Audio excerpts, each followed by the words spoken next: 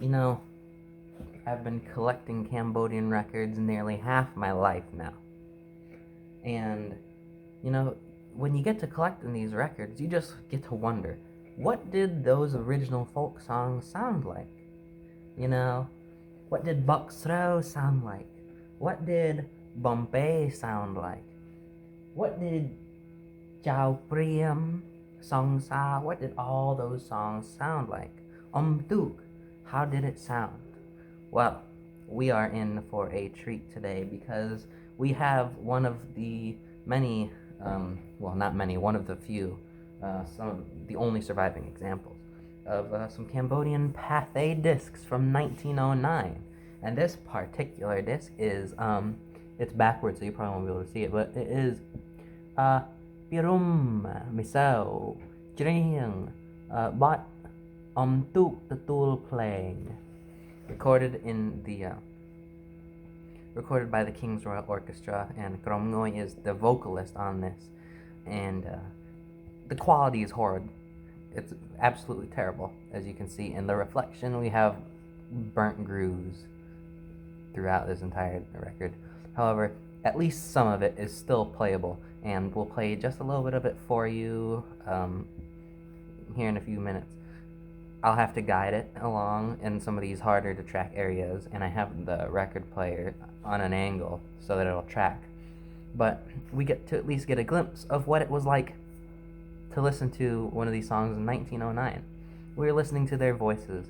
We are listening to the raw, undisturbed voice of one of Cambodia's most famed poets right here on this disc. And we have the luxury of being able to at least hear some of it. Now here's the disc itself. Here you can actually get a view of the damage that this disc has encountered. Blasting grooves, scrapes from God knows what. And some grooves right here that are burnt. But Tuk Tatul playing Pirum Miso Jriang Tati Pi Part 2.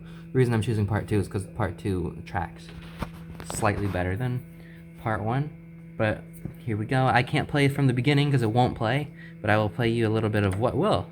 And this is Krom Ngoy Pirum Miso singing with the Royal Orchestra.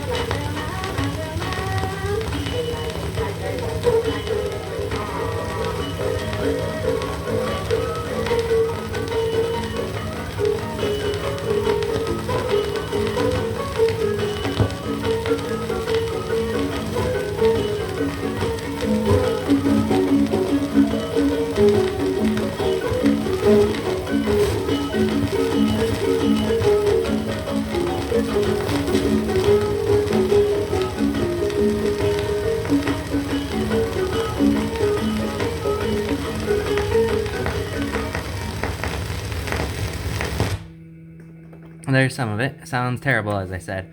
But it's so amazing to hear the way they play this and the way he sings. The way he sings is so different from how they sing it now.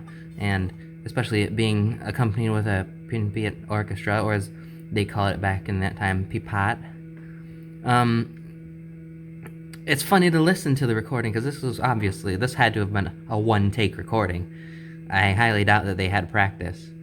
And the lyrics are so absurd, so odd. I have never heard lyrics like this before. And in the end, when they stop playing, you hear the sort of lie just meh. He's the last one to play. He probably got his attention. He's like, oh, dang. But this disc, a piece of history. Sadly, we won't be able to listen to all of it. And I don't know how long it'll be till we have the technology where we can listen to this fully. But very grateful that we have the chance to at least listen to some of it. Thank you so much. I hope you enjoyed this terrible video. Have a wonderful day, everyone.